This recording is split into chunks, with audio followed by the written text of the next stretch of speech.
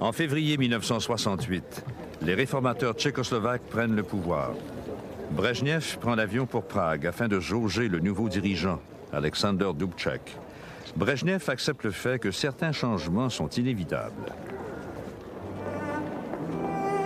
Alexander Dubček semble un communiste loyal qui ne modifiera que ce qui est nécessaire. En mars 1968, Dubček et le nouveau président Ludvík Svoboda sont au pouvoir, mais leurs réformes choquent déjà le reste du monde communiste. Les réformateurs croient qu'ils peuvent moderniser le communisme. Le parti va continuer de diriger, mais par consentement et non par la force. Et il y aura la liberté d'expression orale et écrite, de voyager et de se syndiquer. Il y aura même une forme d'économie de marché. La vision de Dubček est baptisée le socialisme à visage humain. L'un des premiers changements est l'abandon de la censure. Voilà que les journaux disent enfin la vérité, révélant les crimes de la Tchécoslovaquie stalinienne. Les foules se rassemblent partout pour débattre vigoureusement. Après 2 décennies de terreur et de violence, les Tchèques et les Slovaques font entendre leur voix de nouveau. Les gens sont venus par milliers. Et s'ils n'entraient pas, ils écoutaient dehors pendant des heures. Les gens ont soudain réalisé qu'ils pouvaient vivre plus librement.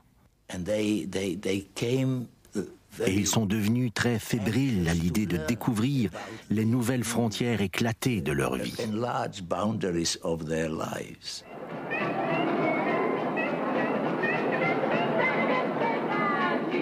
Les valeurs occidentales et les visiteurs affluent.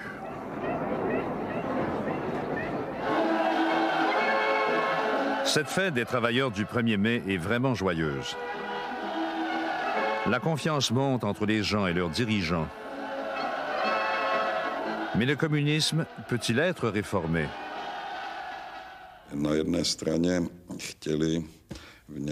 D'une part, ils voulaient préserver le communisme et le socialisme comme ils l'appelaient. Mais d'autre part, ils voulaient lui donner un visage humain. Ce qui veut dire qu'ils voulaient lever un peu le couvercle. Mais ils espéraient que le couvercle ne soit pas projeté par la pression à l'intérieur de la casserole et qu'ils pourraient encore maîtriser la situation. C'était amusant. Avant, dans les années 50, les gens jetaient un coup d'œil par-dessus leur épaule, comme ça, afin de voir s'ils étaient suivis. Et s'ils avaient obtenu un journal de quelqu'un qui revenait de l'Ouest, ils le cachaient au fond de leur poche. Dans les années 60, dans l'euphorie de la presse libre, tout le monde parlait librement. Mais en même temps, ils se méfiaient, car je crois qu'il s'agissait de spasmes de liberté, d'une liberté spasmodique,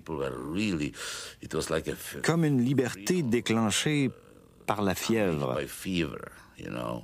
Ce n'était pas vraiment une liberté confortable. Ce ne l'était pas.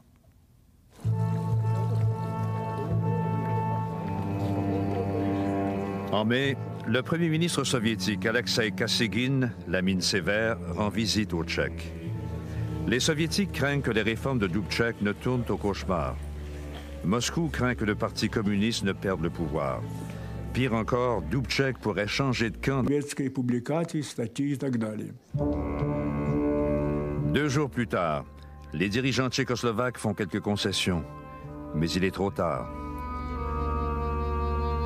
Le bureau politique soviétique a déjà décidé de résoudre le problème par la force. Dans la nuit du 21 août, les parachutistes soviétiques s'emparent de l'aéroport de Prague. Les armées de l'Union soviétique et des pays du pacte de Varsovie franchissent les frontières tchécoslovaques.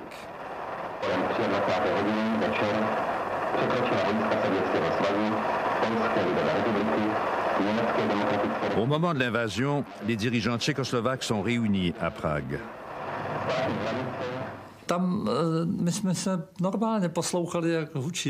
Nous entendions les avions au-dessus de nous.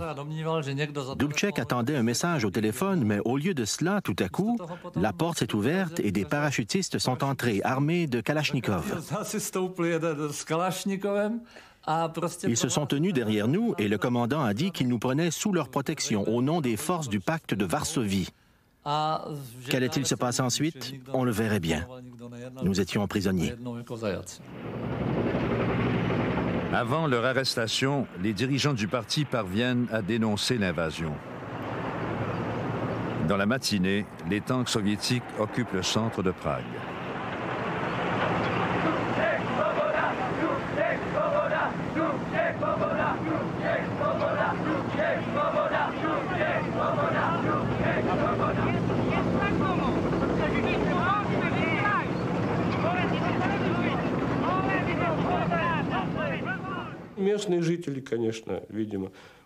Bien des citoyens étaient désorientés, étonnés. Quand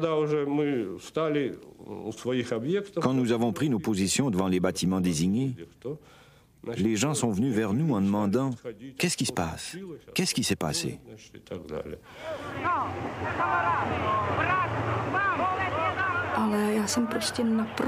Ils sont venus comme des cambrioleurs en prétendant vouloir nous aider. Nous sommes donc allés leur parler. Nous avons grimpé sur les chars et leur avons dit de retourner chez eux, qu'ils s'étaient égarés ou qu'on les avait envoyés au mauvais endroit. Ils étaient vraiment surpris et ne comprenaient pas ce que nous essayions de leur dire.